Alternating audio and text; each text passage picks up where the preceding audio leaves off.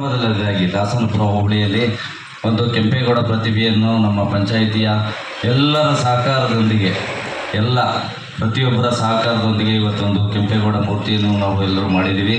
ಈ ಕಾರ್ಯಕ್ರಮಕ್ಕೆ ನಮ್ಮೆಲ್ಲರಿಗೂ ಆಶೀರ್ವಾದ ಮಾಡತಕ್ಕಂಥ ನಮ್ಮೆಲ್ಲ ಸ್ವಾಮಿಗಳಿಗೂ ಕೂಡ ನಾವು ಧನ್ಯವಾದಗಳನ್ನು ಅರ್ಪಿಸುತ್ತಾ, ಇವತ್ತು ನಮ್ಮ ಉಸ್ಕೂರಿಗೆ ಒಂದು ಸುವರ್ಣಾಕ್ಷರದಲ್ಲಿ ಬರ್ತಕ್ಕಂಥ ದಿನ. ಏಕೆಂದರೆ ಒಂದು ವರ್ಷದಲ್ಲಿ 2 ಬಾರಿ ನಮ್ಮ ಶ್ರೀಗಳು ನಮ್ಗೆ ಆಶೀರ್ವಾದ ಮಾಡೋಕ್ಕೆ ಬಂದವ್ರೆ. ಯಾರಿಗೂ ಕೂಡ ಇಂಥ ಅವಕಾಶ ಸಿಕ್ಕಿರಲ್ಲ ಅಂತ ನಾನು ಭಾವಿಸಿರ್ತೀನಿ. ಹಾಗಾಗಿ ನಾವು ಸ್ವಾಮಿಗಳಿಗೆ, ಶ್ರೀಗಳಿಗೆ ನಾವು ಕೃತಜ್ಞತರಾಗಿರಬೇಕು ಅಂತ ಹೇಳಿ ಸಂದರ್ಭದಲ್ಲಿ ಹೇಳ್ತೇನೆ.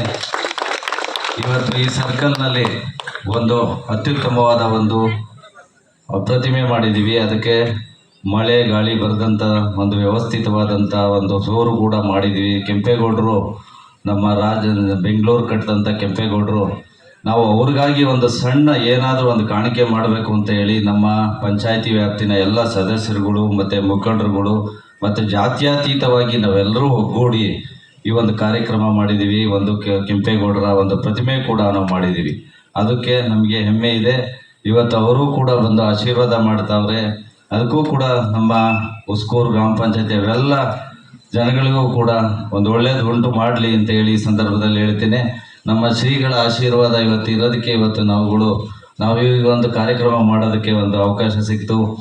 ಹಿಂದೆ ಒಂದು ಸರಿ ಬಂದಾಗ, ಪಂಚಾಯತಿ ಓಪನಿಗೆ ಬಂದಾಗ ನಮಗೆ ಬೆನ್ನು ತಟ್ಟಿ ನೀವು ಕೆಲಸ ಮಾಡಬೇಕು ಅಂತ ಅಂದಾಗ ನಮಗೆ ಹುಮ್ಮಸ್ಸಿನಿಂದ ಕೆಲಸ ಮಾಡೋಕ್ಕೆ ಒಂದು ಅವಕಾಶ ಸಿಕ್ತು.